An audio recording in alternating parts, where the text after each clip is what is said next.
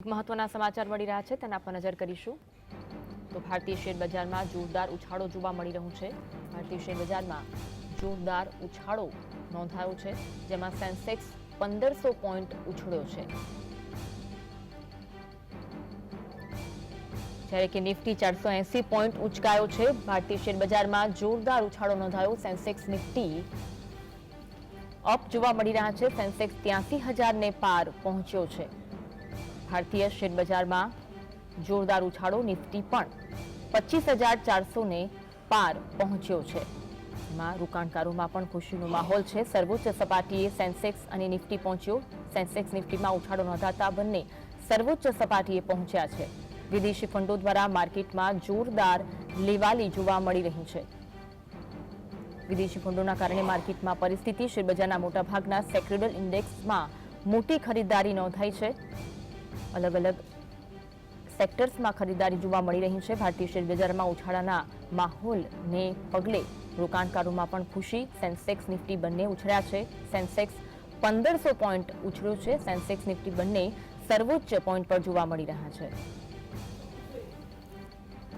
आज अंगे વધુ વાત કરીશું। આપણી સાથે માર્કેટ એક્સપર્ટ રવિભાઈ દેવરા જોડાયા છે। રવિભાઈ, સ્વાગત છે જીએસટીવી માં। સેન્સેક્સ અને નિફ્ટી બંને સર્વોચ્ચ સપાટીએ શેર બજારમાં ઉછાળો, કયા કારણો જવાબદાર? જોરથી આજે મિડ કેપ સાથે સાથે સેન્સેક્સ અને નિફ્ટી આ બધાએ રેકોર્ડ હાઈ કર્યા છે। નવા ઓલ ટાઈમ હાઈ પર બધા ટ્રેડ કરી રહ્યા છે। બેસિક શું કે ગઈકાલે યુએસના માર્કેટની જે લોઅર લેવલથી રિકવરી હતી ત્યાંથી આપણા સંકેતો થોડા સકારાત્મક હતા। પછી જે બુસ્ટર છે ચાઇનાના ન્યૂઝ આવ્યું। ચાઇના પોતાનો જે બેન્ચમાર્ક રેટ છે એ 50 બેઝ પોઈન્ટથી કટ કરવાના સમાચાર આવ્યા। એક્ઝેક્ટ ત્યારથી જ ભારતીય માર્કેટમાં એક સારી એવી રિકવરી જોવા મળી। અક્રોસ ધ બાસ્કેટ આજે બાઇંગ છે। કોઈ પણ સેક્ટર આજે વીક નથી અને તમામ જે સેક્ટર છે 1% લઈ અને 3%ની રેલી વચ્ચે ટ્રેડ કરી રહ્યા છે।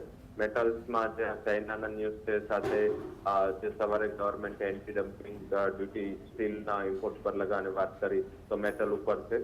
જે કેબિનેટની મીટમાં ઇન્ફ્રાના ઓર્ડર ઘણા મોટા આવવાની માર્કેટને એક્સપેક્ટેશન છે, તો એને હિસાબે ઇન્ફ્રાસ્ટ્રક્ચર સ્ટોક ઉપર છે।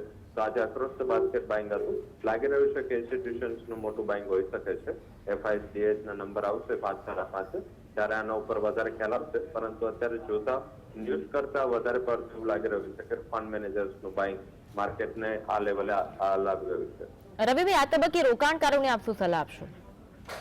રોકાણકારોએ મનથી હવે નવું ખરીદી માટે થોડું જોઈને ચાલુ જોઈએ। નિફ્ટી ઓલ ટાઈમ હાઈ પર પહોંચી ગઈ છે। સવાર સુધી થોડી મંદીની વાતો ત્યાં ચાલતી હતી કે આજે માર્કેટ ખુદ ઓલ ટાઈમ હાઈ પર પહોંચ્યું છે। આઈ થિંક થોડું સિલેક્ટિવ રહેવું જોઈએ। હાલાકી એક વસ્તુ ધ્યાનમાં રાખવાની છે કે જ્યાં ફાઇનાન્શિયલ થોડા એવું લાગી રહ્યું છે કે એક શોર્ટ કવરિંગ બતાવી રહ્યા છે અને એ જો એફઆઈએસ નું બાઇંગ જારી રહે તો આ શોર્ટ કવરિંગ આગળ વધશે। મારા હિસાબે ક્વોલિટી ઇન્ફ્રા અને પ્રાઇવેટ બેંકોમાં થોડું ફોકસ કરવું જોઈએ।